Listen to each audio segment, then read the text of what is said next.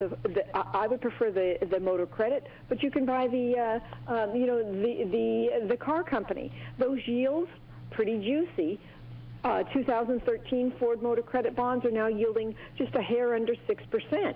Yes, it's a junk bond, but it's a junk bond with a good story, a balance sheet that's turning around, a management team that absolutely is focused and knows how to get from point A to point B.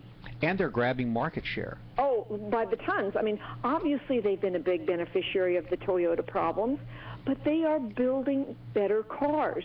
And I listened recently to an interview with Alan Mulally, who is the CEO, and he is a smart guy.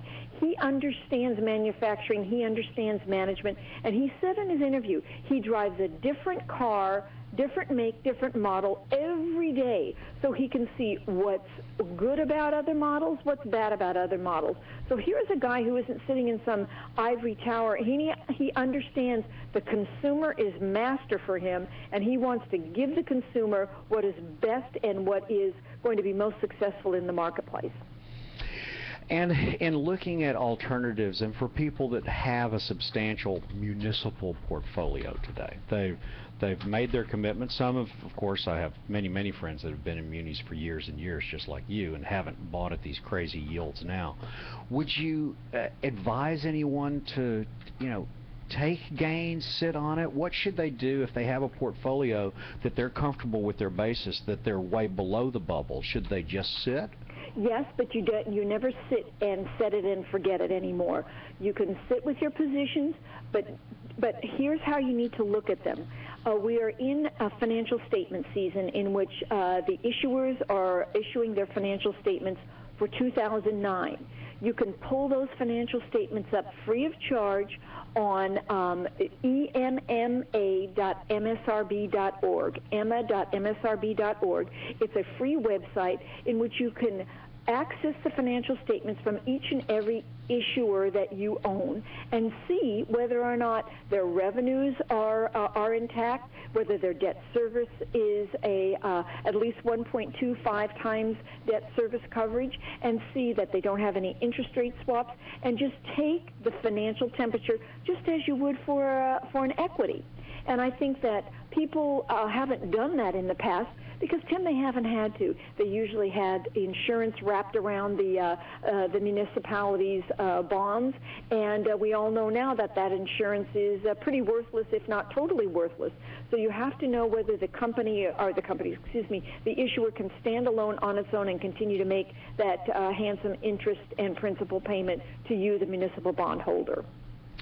And in a lot of ways, Marilyn, it's interesting. The week before last, we talked a little bit about Swiss banks because I was in Zurich dealing with some investors there. No Swiss bank has ever failed and left a loss to its investors, and yet no Swiss bank has insurance on their deposits. And you make a very good point about insured bonds. Make sure the fundamental municipality or asset behind that bond makes sense. Exactly, and I know that there's a lot of pundits that say, don't worry, municipals have such a huge back history of never defaulting, blah, blah, blah. Well, that was then, Tim, and now it's very, very different. They had the ability to lean on and have backup insurance way back then. We have the worst economic situation we have ever seen. We baby boomers have never seen the states in such bad financial shape, and we are starting to see cities either think about or file for Chapter 9 bankruptcy. And as the grand jury in San Diego recommended they do last week. That is correct. As Central Falls of Rhode Island has gone into, they have appointed a receiver in their bankruptcy. And I know it's a little dot on the map and it's not a big city, but if that receiver goes to court and gets the court's approval to extinguish or to ratchet down a lot of their deals that they have with the labor unions and take care of some of their unfunded pension liabilities, then I think there's going to be a lot of cities that go, maybe that's our strategy for an exit out, because the cities, states, and counties have made promises to retirees that they are no way, shape, or form going to be able to pay for. I think I read an analysis, not I think, I know I read the analysis, but the numbers may be close. I hope you'll correct me if I'm wrong. San Diego has in excess of $3 billion in unfunded health care and pension liabilities. Is that correct? I think you're close, yes. That's the kind of thing that is so scary, and that having a resource like you, people need to really understand that Envision Capital really knows this market. And yeah, I sound like I'm a fan because I am. I read Marilyn's stuff. She knows what she's doing. If you have any questions and you want a really capable firm to talk to, call 800-400-0989 and talk to them about your fixed income portfolio. They're good folks. And Marilyn, thanks for taking the time to come on the show. My pleasure, and have a wonderful 4th of July holiday next week. You too. And we'll be right back after these messages on winning strategies.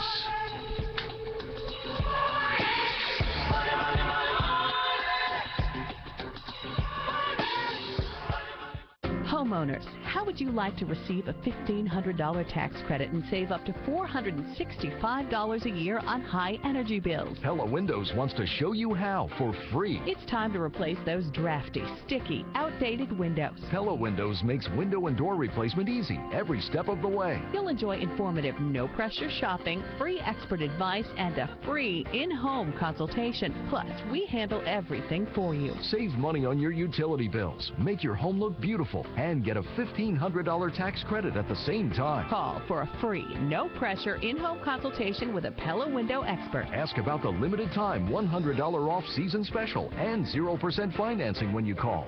Call 800-809-8640. That's 800-809-8640. Experience the Pella difference for yourself. Call for your free consultation now. 800-809-8640. That's 800-809-8640.